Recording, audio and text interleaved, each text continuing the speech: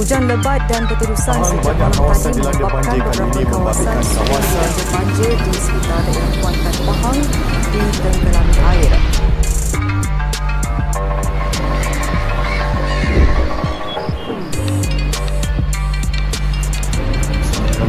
Assalamualaikum warahmatullahi wabarakatuh. So as we all know, flood has become a part of our nation's unsolved and continuous crisis through the years. Our country may not be exposed to extreme climate crises such as typhoons, earthquakes or tsunamis, but flood can still be lethal if not being taken care of properly.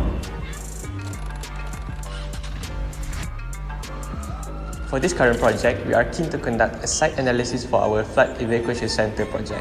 So the chosen site for the project is situated adjacent to an existing Dewan Seri Mahkota near Lorong Melor in Kampung Seri Mahkota.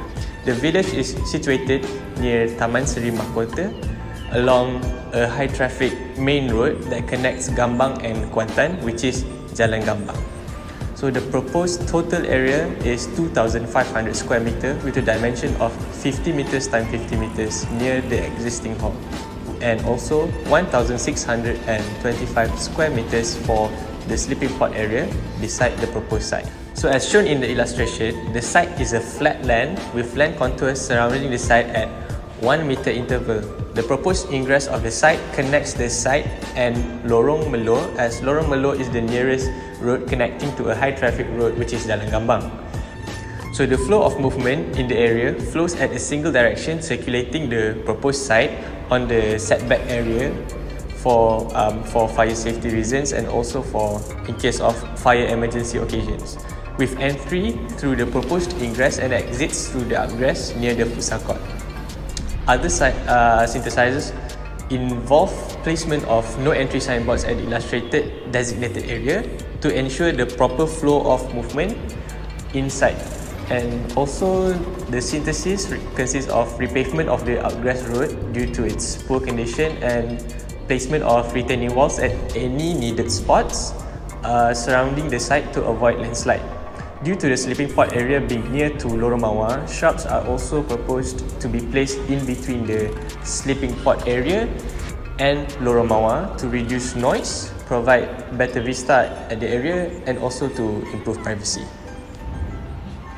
Next is the circulation. It can be summarized that road is a two-way road.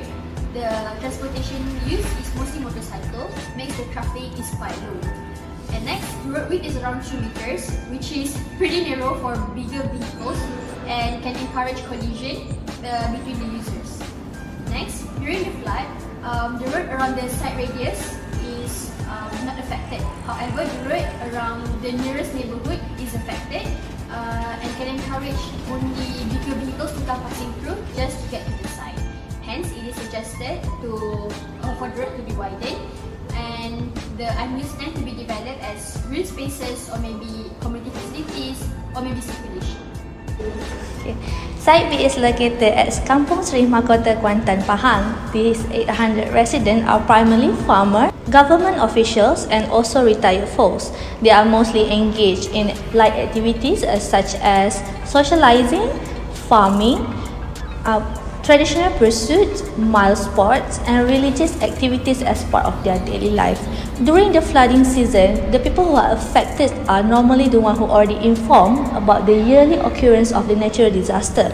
So they are already well prepared to move to the nearest evacuation center as soon as they heard the opening of the evacuation center.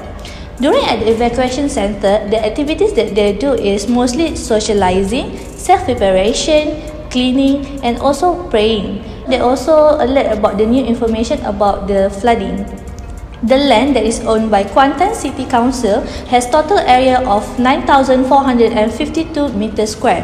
It is categorized to be used as a government building, which is where they built the multi-purpose hall. So next I will be talking about climate.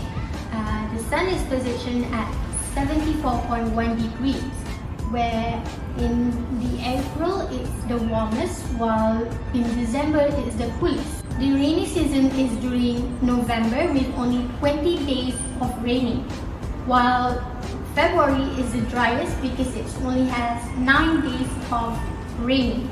For humidity, December has about 87%, while August has in about 83%, and the average of the humidity is about 83%, while the wind comes from the northeast during the monsoon season. Next, for sensory, the view facing the north side is the view of the forest, while the view facing the opposite, which is the south, is facing the farm. The view facing the west side is the multi-purpose hall, while the view facing the east side is also the farm.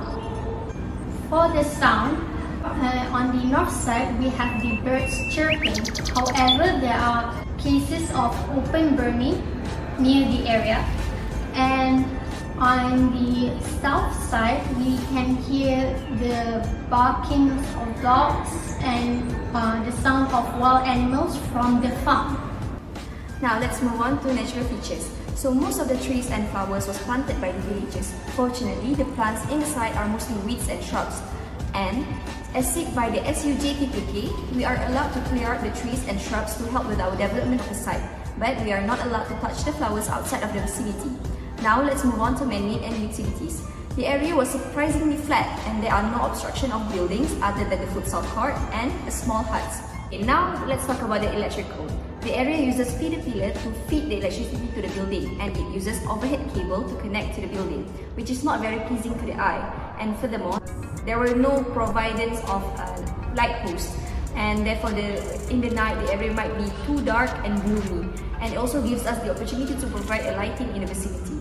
Now we move on to water supply. Unfortunately, we were not able to come up with the proper outcome of the reports, and therefore we could not find out more details about the water supply in the area, and there could be a possibility that the water tank is actually underground, and because there were no visible water tank outside the area. So for the neighborhood context, our site is located in rural area and it is surrounded by several basic amenities that can cater the needs of the resident. For example, we have Masjid Sri Mustaqim, which serves as a religious and community center for the local.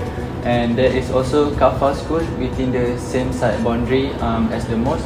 And the site also has recreational facilities like futsal court and football field, which can help to engage social interaction between local people. And for the SWOT analysis, the strength of this site is mix of land use, which can offer a diverse range of service to the local people. And for the weakness, there is no medical facilities near our site, while for the opportunities, there is a large area of undeveloped land that can be incorporated into green spaces. And for the threat, there is no threat that we identify in terms of neighborhood context. And for the synthesis for this component suggests that the site is already located in a good location for the flood evacuation center. This is because there is a nearby housing area where local people can help run the center during natural disaster.